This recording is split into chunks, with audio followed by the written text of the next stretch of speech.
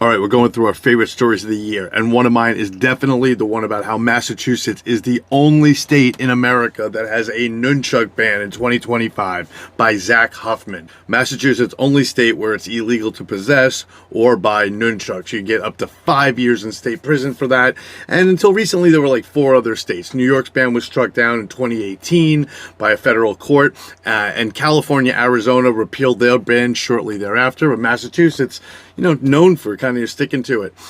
Year of enactment, ban was passed by the legislature in 1975. Why do you think that was? Kung Fu movies, Bruce Lee, literally, Kung Fu fighting, everybody was doing it, and the legislature reacted, because that's what the people in the suburbs, I'm sure, wanted. Fear, prejudice, suburban phobias, anti-Asian sentiment.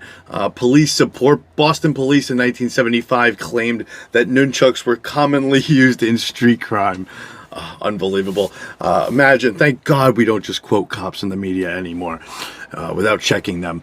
Federal attempt. Senator Ted Kennedy, Massachusetts embarrassment on many fronts, in 1985 attempted to seek a federal ban on mail-order kung fu weapons. Thankfully, he did not get that.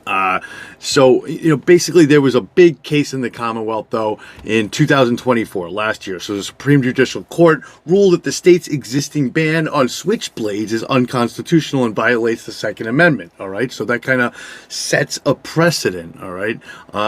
That the Second Amendment protection for arms is not limited to firearms, get it? It extends to all bearable arms. Watch out. You know what I'm saying? That law-abiding citizens possess for lawful purposes, including self-defense. So the Nunchuck connection, an amicus brief, was submitted by a martial arts law school, River Valley Taekwondo, and arguing that if switchblades are protected, martial arts weapons should be too. So basically, this is just like waiting for a court case. Could be used to challenge the Nunchuck ban. In the meantime, legislative attempts have failed before. There is judicial action that could take place, and you bet we will be following up. We're kind of like the authority on this topic. Props again to Zack Huffman. The hurdle, though, a successful court case would require a plaintiff who has either been arrested for possession or can credibly prove they are likely to be arrested for possessing nunchucks. I don't know who that person is. I don't know if I want to know who that person is. But anyway, so, it's basically a blue law what we have right now, but nevertheless, Massachusetts only state where you cannot possess or sell nunchucks.